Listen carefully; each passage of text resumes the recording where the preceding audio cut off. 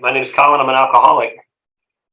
Sober by the grace of God and the power of Alcoholics Anonymous, and from help of people like judges and attorneys and parents and Pavillon and other forms of God that didn't always look like forms of God to me at the time, but and now I identify as some greater power that was working in my life all along. I am, as we talked about just a minute ago, my sobriety date is November 18th, 2022, which puts me just a little over 6 months sober.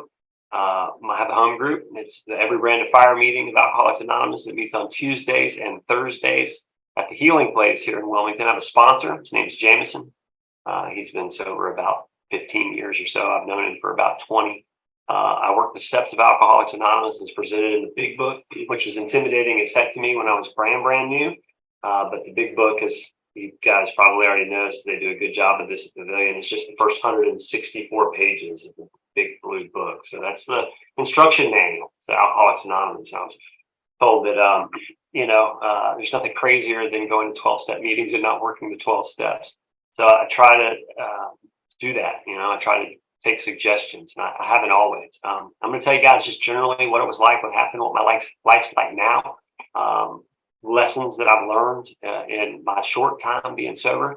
I say that in 2002, I got sober, and I stayed sober for 17 years as a byproduct of working the steps of Alcoholics Anonymous, active work in Alcoholics Anonymous. In 2020, I found it necessary to take a drink, and I drank for about 2 years before the wheels came off.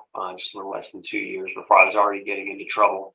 And, this thought of there's no amount of time that can go by that will make me immune from alcohol has been something that I learned firsthand. I'm grateful for it now. At the time, it was difficult for me, ego, pride, and all that stuff. It was just hard for me to come to grips with a lot of different things during that time period. But ultimately, I think that the relapse kicked me up the stairs. It got me recommitted to daily work in Alcoholics Anonymous. It got me reconnected to the things that were working for me for all of those years. And I hope that, what I learned through going through that relapse will help you guys. Ultimately, that's what this is all about, is to be of service to God and to other people. So if I did it and I didn't get the opportunity to learn from it, then it was a waste. It's a waste of time.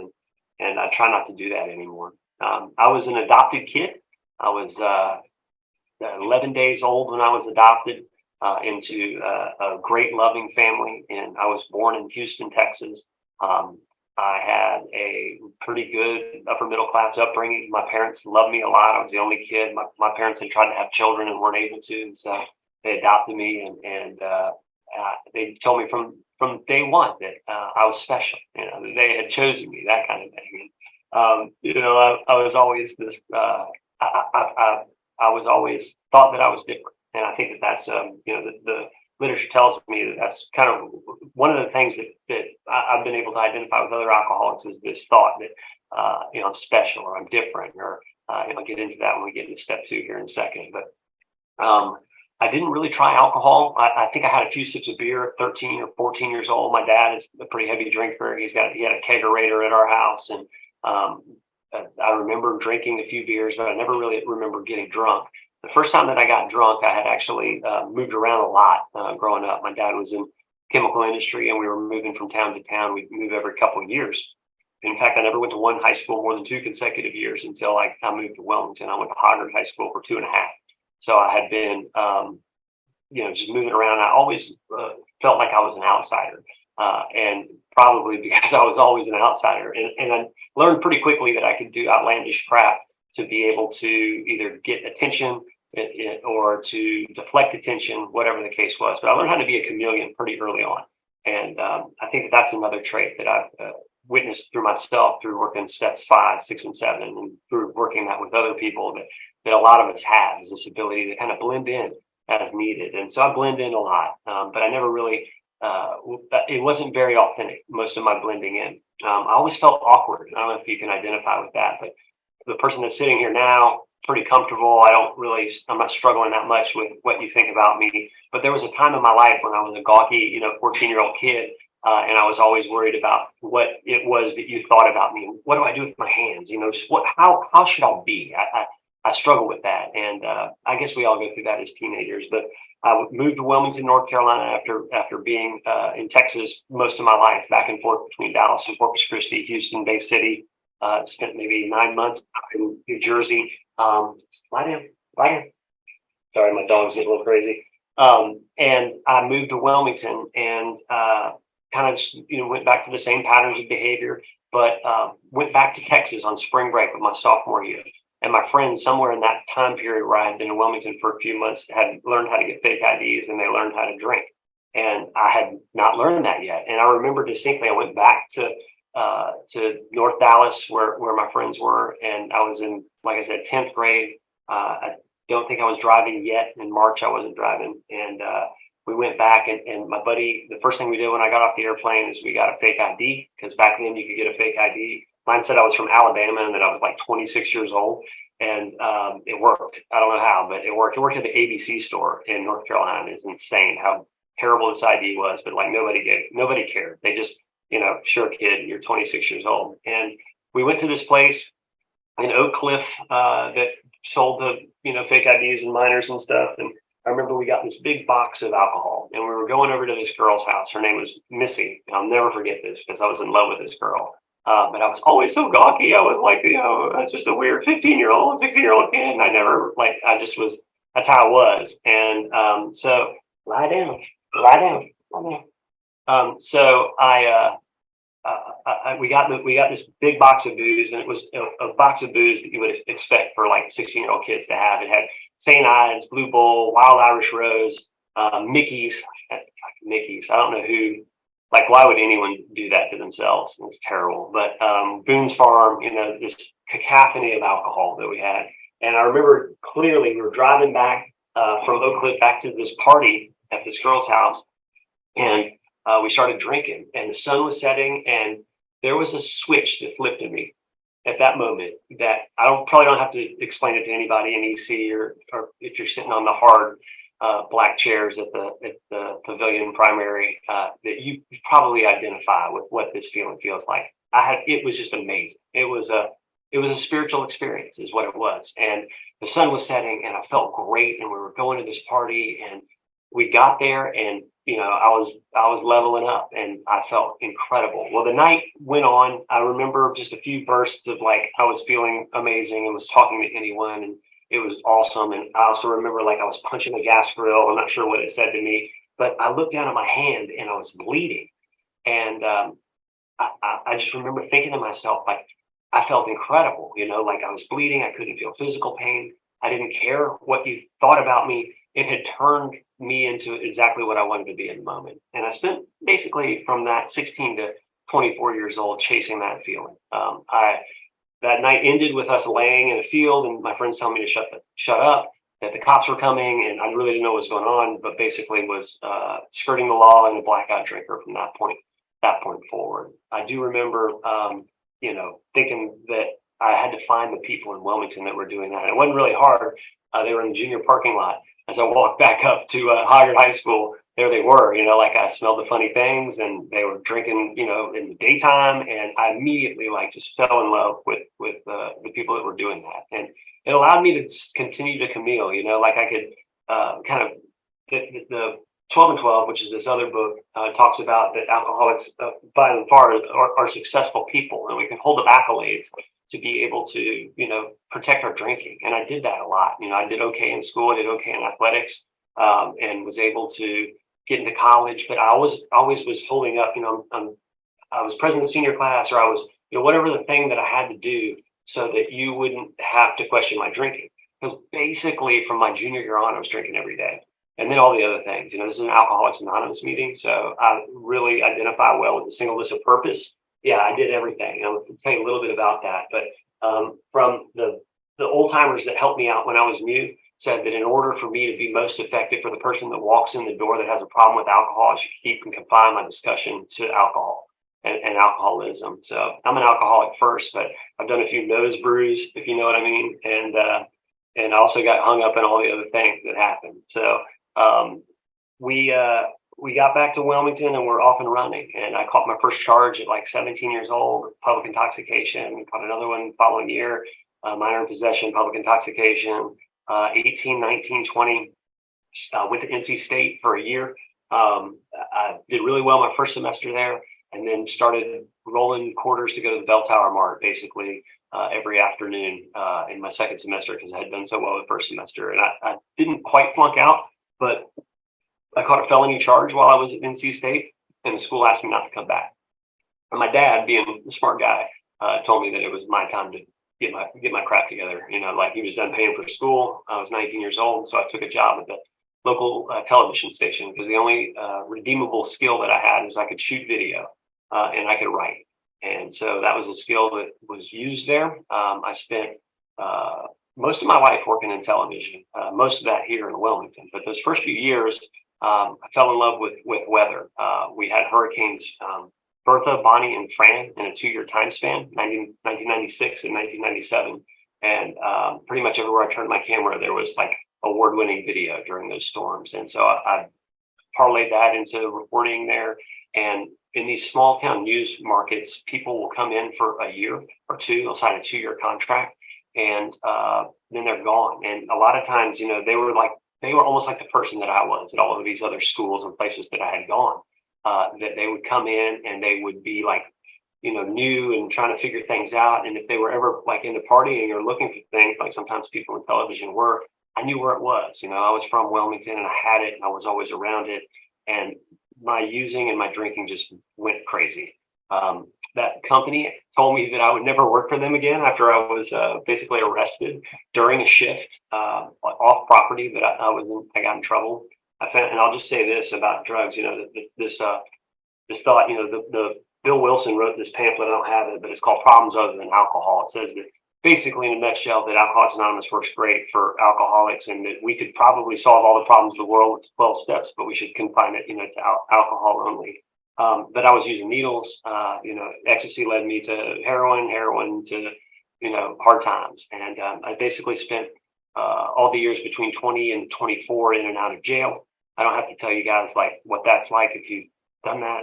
You know, if you haven't, it's not fun, but it was exactly what I needed to be able to eat from the buffet of consequences that that living that lifestyle led me to. It got rough. I remember, you know, my parents changed the locks. They wouldn't answer the phone from jail anymore. That got rough pretty quickly. I was just, you know, animalistic, like the book talks about. I was just living to use and wondering where my next drink would come from and wake up and be absolutely broke, destitute, homeless. You know, I went through the homelessness thing for a while when the weather was nice enough, and finally had gotten arrested with three 10 to 12 month consecutive sentences, all for felony problems, all related around my using and drinking. And I got locked up for a little bit. I got locked up, and I spent, you know, I spent my birthday in jail. No one came to see me. It was kind of that, like I was at the end of my road. And I remember distinctly, my parents did come. They came between my birthday and Thanksgiving when I went to Dark Cherry, which is not quite as nice as Pavillon, but if you heard of it, it's a Department of Corrections Rehabilitation Unit in Goldsboro, North Carolina, that takes either absconders from probation violators, or people who are coming out on parole to take your sentence down. So I had this 3-year sentence, but they told me, they gave me a deal. So you go to this place, Dark Cherry, for 90 days, and then we're going to let you come back out on intensive probation. You wouldn't have to do your time. So I was like, hell yeah, I'll do it. You know, 90 days was nothing. And I went to this place, and it was insane. If you think Pavillion's bad, you know, like it was what you think about with the Department of Corrections Rehabilitation Center. Like it was, they would have you sweep the parking lot with a toothbrush. They would have us like do all of this crazy stuff. I remember Christmas of that year, which was 2002. They gave me a piece of cloth about this big, and they had us do a door reflection, which meant I had to sit in a chair in front of a doorknob, and I had to just shine the doorknob for 8 hours during the day. Like, so, you know, if you're not given telephone privileges or an internet pass at Pavillon, God bless you. I know it's rough, but they would have us do some crazy shit. And I remember thinking, I could just leave, but I watched people leave, and they would go, and they'd get put in handcuffs, or they would. One guy left, and he killed himself, and I just knew like the seriousness of this disease. And I thought the one thing that I really appreciated about that place, and that I appreciate about Pavillon as well, is that the big book of Alcoholics Anonymous is readily available, and people are willing to read it and learn it and talk about it. And it probably saved my life. I got into the book. I had a counselor there that said that you should read. He told me what to read, and he talked about Alcoholics Anonymous in a way that, this book to me, like these words were so 1930s and hokey, and a grand old whoopee party, and like there was this stuff I just didn't really identify with. At least I didn't think I did. But he turned me on to the 12 and 12, and we got deep into learning about this. And the thing that happened that day in jail before I went to Dark Cherry was my parents came to see me, and I was maybe 130 pounds. I'd been in jail for a minute, and my mom came and she said, "What's going to be different this time?" She didn't ask me. She'd seen me in jail many times, but she didn't ask me like, "Are you okay?" She didn't say, "How's it going?" First question was, "What's going to be different? Is this how you're going to live your entire fucking life?" And I felt that, and I didn't know, and so I went back to my cell that night, and I prayed the first and maybe only real prayer I've ever prayed in my life. I said, "God, please fucking help me, help me, help me, help me, help me, help me." Like I just didn't want to feel the way that I was feeling anymore. I didn't want to waste my life doing this. I looked around, I saw the same people in jail that were here the last time I was in jail. I was the same person that was here in jail again. I knew who that CO was. I knew what was going on, like I just didn't want to do that. And so I got into this thing. And the thing that I struggled with so much was this thought in here. In step one, I could admit that I was powerless over alcohol, and I was taught from really good sponsor. And I know you've heard it. There's people in this room that aren't in Pavillon, but as I mentioned, you might think it's crazy to be in a 12-step fellowship but not work the 12 steps. It's even worse, I think, if you try to do it on your own. Like I can't work the steps by myself. I can look at the wall, I can read through the book, but I need to have another human being who's been through the process show me how to do this. And it's a humiliating, or it requires humility, but it requires courage for me to be able to ask another man that for help. I don't know, looking backwards, it seems insane, but this thought, the dilemma of the alcoholic, we talk about this in the first step. And I was always taught that a dilemma was like a really tough decision, right? Like, the dilemma for the alcoholic is do I keep on drinking to the bitter end, or do I accept spiritual help? They talk about this. It says and I'm not a huge big book thumper, but I love this text. It says, "At first, some of us tried to avoid the issue, hoping against hope we were not true alcoholics." That's me. Like I just tried to avoid it. I know it's going to be different this time. I just screwed up last time. Hoping against hope that we were not true alcoholics. But after a while, we had to face the fact that we must find a spiritual basis of life or else, and the dilemma for the alcoholic to go on to the bitter end drinking or to accept spiritual help doesn't seem like it's like that difficult a decision. But I was taught that a dilemma is the choice between two equally shitty propositions. Do I want to have my eyes gouged out or my tongue put out? I don't want either one of these things. I don't want to go on drinking. I don't want to do that. I know I don't, but I also don't want this spiritual help. And it talks about this too. It says to be doomed to an alcoholic death or to live on a spiritual basis are not always easy alternatives to face. That tells me that I'm not the only person that struggles with this. I had such a hard time with God. This boogeyman in the sky that was going to relieve me of all my problems, that take away all the hard things in my life and make me fart rainbows and be spiritual. I just wasn't. I had a hard time with it, mainly because I had never been introduced to a God of my understanding.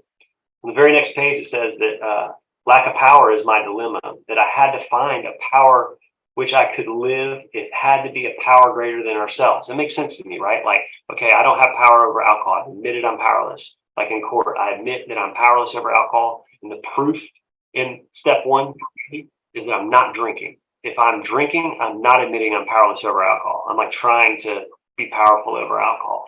But when I admit that I'm powerless over alcohol, I have to have a power. It says obviously, but where and how are we to find this power? That's an important question. Like if you're in Pavillon doing your $30,000 big book or however much, it's a really important question. Maybe the most important question that I asked myself when I was back in rehab. So what is the power bigger than me? It says, but where and how are we to find this power? And anytime Bill has a question mark in the big book, usually the answer follows. And it says on page 45, well, that's exactly what this book is about. Its main object is to enable you to find a power greater than yourself, which will solve your problem. So I go from step one, I admit that I'm powerless over alcohol, and I go right into step two. I come to believe that there is a power greater than myself that could restore me to sanity. What does that even mean? Like, I was so angry about the fact that I wasn't God, that I wasn't able to listen to the solution, and it's funny because I remember like early on really struggling with this. And I was a 24-year-old militantly agnostic asshole that would just argue the other side of the coin. Like if you said, oh, it's hot, no, it's cold, and here's why, you said there is a God, and then we would talk about it. But I just couldn't get my teeth sunk into it. And step two, it's so awesome because it says, I come to believe. That's like through a process of working the steps. I come to believe that a power greater than myself could possibly restore me to sanity. Well, I didn't think I was insane. Like, here's the first problem. I don't need to be restored to sanity because I'm not crazy. Like, I understand what's going on. I understand how bad my life has gotten, but I didn't. Because sanity was defined to me by a really good sponsor, was the ability to differentiate the truth from the false. Like, I always thought that sanity was like, they do explain it in the 12 and 12 as soundness of mind. But he showed me that it was the ability to differentiate the truth from the false. That criminally and mentally insane people believe truly that what they are doing is okay, that they aren't able to tell that it is wrong. There was this guy, Maxwell, that I used to see on one of the Wilmington streets, and he would always argue with signs. He used to carry around like this gold baby, he huffed a lot of paint. I don't know, dude was out there for real. But I asked my friend, like, why is he always yelling at signs? And she told me that he believed that he could talk to God through street signs. I'm like, man, that guy's crazy. But for him, that was the reality, right? And my reality, or my crazy, is that I believe somehow, some way I'll be able to control and enjoy my drinking like I did that day in Dallas when the sun was setting and I couldn't feel my hand. And somehow, some way I could get back to that. I mean, just one more time. So I had this old threadbare idea, that just one more time I can beat the game. And here's how. And it goes back to like the Jaywalker. If you haven't read the story of the Jaywalker in the big book, it's awesome. It's about this guy who goes out jaywalking. He's got the jaywalking idea in his head, and he walks out in front of a bus, and he almost gets hit, and then finally goes to the hospital, and he admits in the hospital, man, I can't be jaywalking anymore. But the day he gets out, he goes out and there's a trolley car, and he gets smashed, and he breaks his neck, and that's me. Like, I am not able to differentiate the truth from the false when it comes to the first drink. That's what makes me an alcoholic. It's not how much I drank. It's not where I drank. It's not how low my bottom got. The thing that makes me alcoholic is I'm insane. My drinking is insane. Despite of all the facts and knowledge of how my life has ended up this way, I still take the drink, and other than a spiritual experience, nothing has been able to remedy that. Like, no amount of counseling and therapy and triggers and, whatever. Like, the only thing that's ever really worked for me is understanding that I have to work the rest of this process if I'm to allow God to restore me to sanity. So in step three, we turn our will and our lives over to the care of God as we understand it, right? Like, what does that mean? Like, how do I do that? Well, the 12 and 12 has an awesome list of ways to do that. But basically, I'm in this bitch position. God's the master. I'm the servant. Like, that is how it goes. And what's going to happen to me? Like, I'm going to end up as the hole in the donut, the book talks about. And the truth is that when I align myself with God's will for me, whatever I think that is, and normally for me, that's not doing what I want to do. And that's trying to be of service to another human being in spite of how I feel about it. Because resentment is one of the things that, like, I struggle with still to this day. Like, it's so easy for me to cop a resentment for somebody doing something that I would expect them to do differently. Expectations are something that it's tough. It's a difficult thing because I don't know if you listen to the serenity prayer, it's God grant me the serenity to accept the things I cannot change, the courage to change the thing I can. And then the really important part, the wisdom to know the difference. I think that I'm supposed to fucking change everything. And I'm not supposed to chill and just let anything happen. Like I'm trying to exert my will in almost every situation. And it took another human being to sit down with me and show me how many times I've done that, how many times that has led to me being in positions where I'm not spiritually fit, me wanting something out of the world, which the world isn't providing for me. So this thought that I'm to turn it over, like I'm to turn it over and I'm to let it go, like, and I turn it over, but I need to really give it to God in the third step. And the way I do that is I go into step 4. I make a searching and fearless moral inventory of myself. I look at all of the things in me which I find objectionable. And they talk about this in the 12 and 12 a lot, but this list, I like the phrasing, the index of maladjustments. So I'm writing down a list of all of these different character attributes that are causing me difficulty. I didn't realize too, I thought that I was just a piece of shit. I thought that like I just made all these decisions of self that led me to get hurt, to led me to be in trouble, to lead me to feel less than. But what I came to find out through working this process is that I have instincts, God-given instincts. I want to procreate.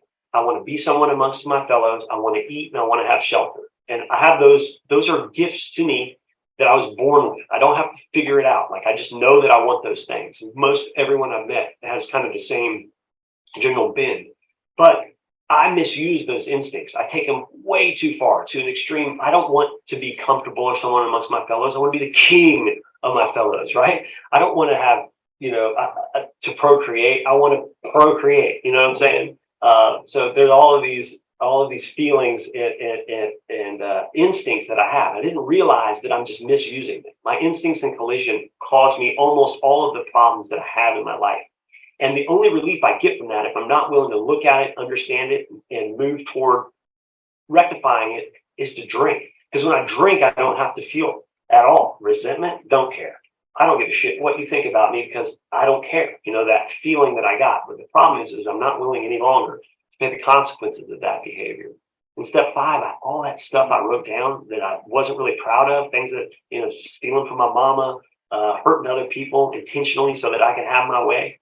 I had to share that with another human being. They talk about this in the 5th step, that I'm to share it with God, myself, and another human being, the exact nature of my wrongs. It's easy for me to share it to God. God knows, right? It's easy for me to know myself because, I can try to bury it under rationalization or drinking or whatever I want to try to bury it under, but it's still there and I still remember it. When I share it with another human being, all of a sudden its power is not from within, it is shared. I get an opportunity to expose myself. To act with humility, which is what we get into in step 6. In 6 and 7, in the big book, 6 and 7, it's literally 2 paragraphs. So it's hard to get into it there. But in the 12 and 12, in the middle of step 6, it talks about step 1. It says, I said I wasn't going to read much. Only in step 1, where we made 100% admission we are powerless over alcohol, can be practiced with absolute perfection. The remaining 11 steps state perfect ideals. They are goals to which we look and measuring sticks by which we estimate our progress. So this is just telling me basically the only step that I can get right is step 1. And the only way I know if I'm doing it right is I'm not drinking. I'm not drinking or I'm not using mood or mind altering substances to be able to cope with life. If I do that, then I'm working AA perfectly because it already says the rest of the steps are measuring sticks, which I estimate my progress, including turning it over to God, which I take back on a daily basis. God gets those little few things until I get, okay, I got this. And then I, run with it and then get my face rubbed in it and then figure it out. So entirely ready to have God remove these defects of character, this list that I make in step 5 and share with my sponsor. Or whoever, the book has directions on that. I would suggest, or for me, what worked was to share this with somebody who knew a little bit about Alcoholics Anonymous and somebody who knew a little bit about me. And so I shared it most recently with Jameson because I know how he does Alcoholics Anonymous. And it's important too to have faith and courage in the person that you're going to share this with. If you go to a random stranger, they may or may not understand why you're doing it, but somebody in Alcoholics Anonymous gets it.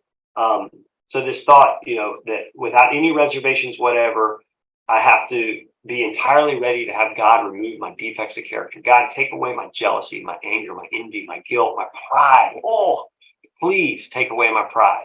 That's the worst thing for me is to be proud of the things that you gave, the gifts that I've been given. And step 7, 6 is awesome, but 7 is even better because I'm going to ask God, humbly ask Him to remove our shortcomings. Well, how is that a step? Like, what do I do? How do I humbly ask God to remove me my shortcomings? I had a great sponsor that told me that what I'm to do in step 7 is to practice the opposite of the character defect. It's pretty much that easy. Like anytime that I'm feeling jealous, I need to be charitable. I need to have compassion. When I'm resentful, I need to show love. When I'm angry, I need to practice tolerance, patience, these things. So over time, what happens is I'm given an opportunity to be to grow toward God, through action, not through just like learning and reading. In step 8, they ask for more action. They asked me to make a list of all persons I've harmed and become willing to make amends to them all. That wasn't hard for me. I'll share a funny story. I was like I said, maybe a year sober. Things were going good. I was 25 years old, about a year sober, and I was balls deep in AA. Loved it. I was getting spiritual growth. I was learning about myself. I was getting the rewards of spiritual life, and I was starting to get into the amends. In 8, I make a list of all persons I harm. And 9, I'm going to make amends to all of those, except when to do so would injure them or others. But my sponsor said that didn't apply to me, that you were going to do them all. And I did the first few, like I did mom and dad, sat them down. I know that I was, and they also told me, which was really important, in early sobriety, because I thought it was like an apology, like 9th step. I'm just going to go apologize and everybody. I'm sorry about this. I'm sorry. I didn't mean to do it. I was drunk. But what I'm really to do in the 9th step is I'm to tell exactly what I did, and then the next thing I do is I ask what I can do to make it right in their eyes. So I'm to say, hey, I stole this from you, and I need to know what I need to do to make it right in your eyes. And I did that with my parents. Said, hey, I stole this, I did this. And I need to know what I can do to make it right in your eyes. I said, just keep doing what you're doing, man. Just keep doing whatever you're doing. So that's the amends. If I'm going to make the amends, what I'm to do is whatever they ask me to do. And I had a couple that were a little tougher. I had one that was like, yeah, well, you want to make it right in my eyes? Pay me back that money. All right. I don't have it now, but I'm going to pay you back. And I could hear Benny, my sponsor. My first sponsor was this. He was from Pembroke, North Carolina.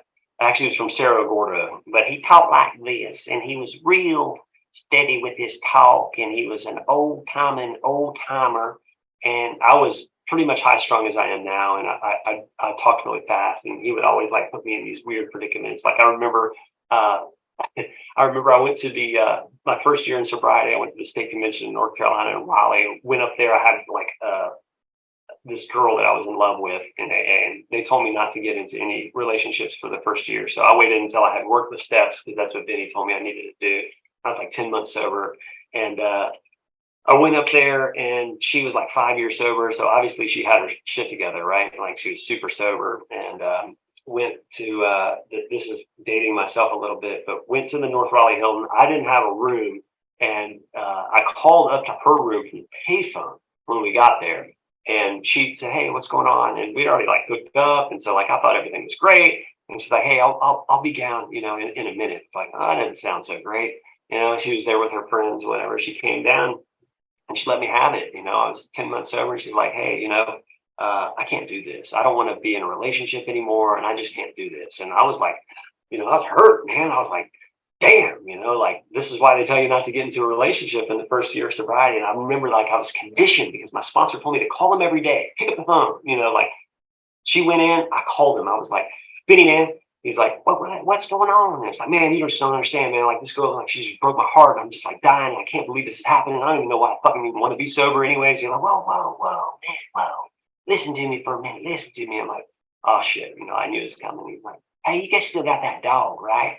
I'm like, well, dude, you don't understand. Like, I'm dying here right now. He's like, you got that dog, don't you? I'm like, yeah, I got a dog. He's like, well, when you get home, every time that dog goes out to take a shit, I want you to go out and take a shit. I'm like, what? He's like, every time that dog goes and gets a drink of water, I want you to get a drink of water.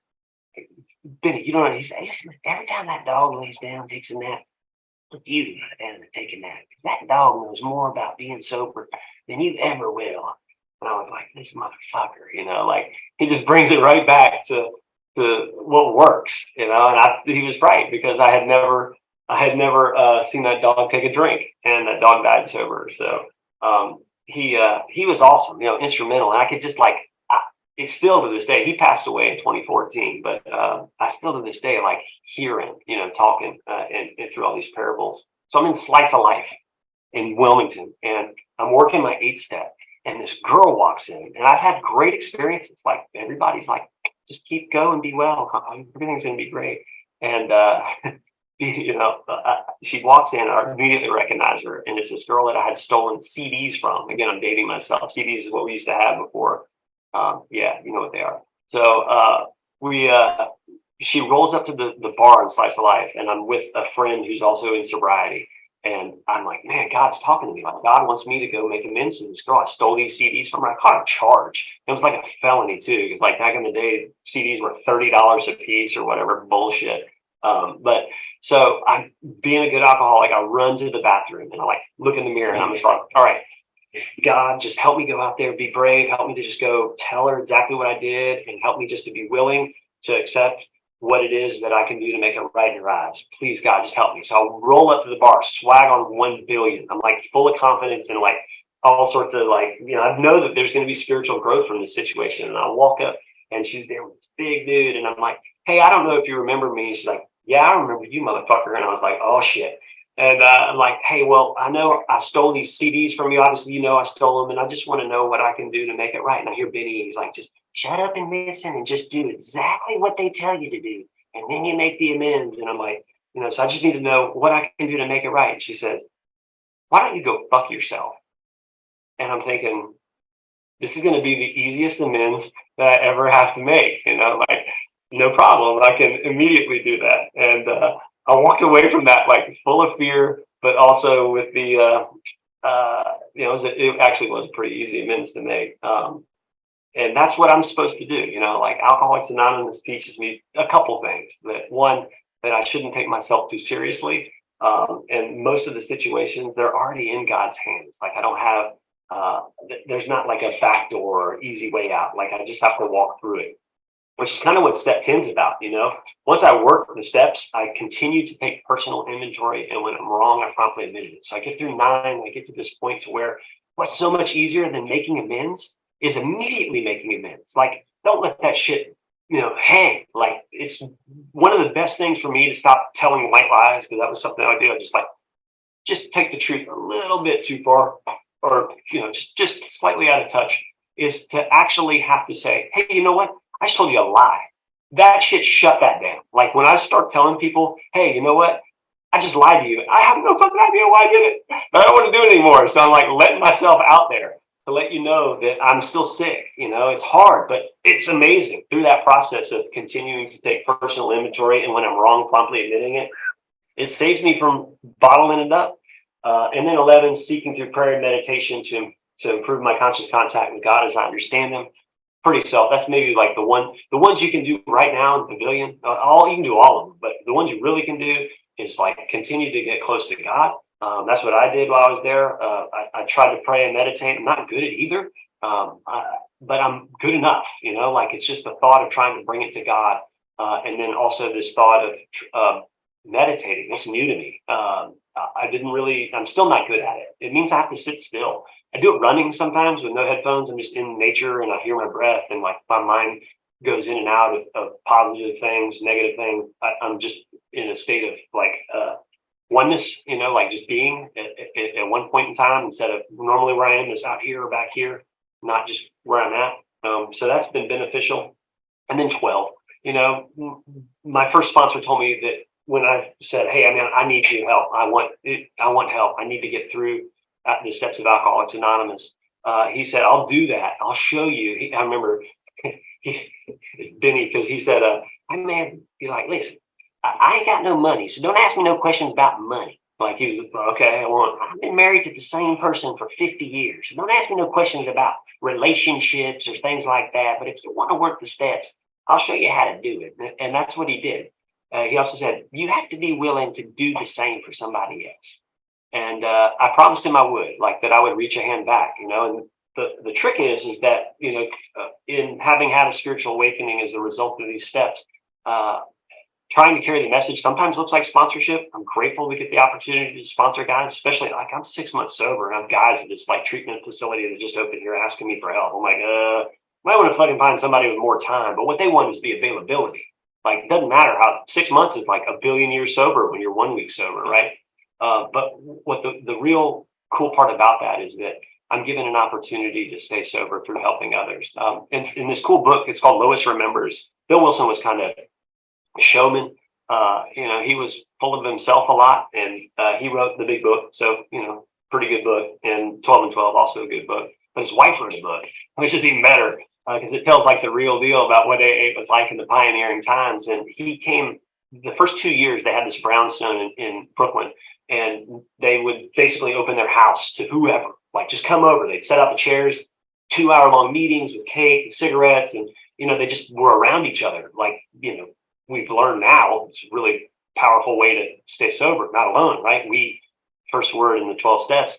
But he was like real discouraged because they came home from a trip, and the only guy that didn't drink in those first 2 years was a guy that killed himself in Bill's house. He put his head in the oven. They came home to that, and he was just all down on himself. And he told Lois, he said, I think I'm killing these guys.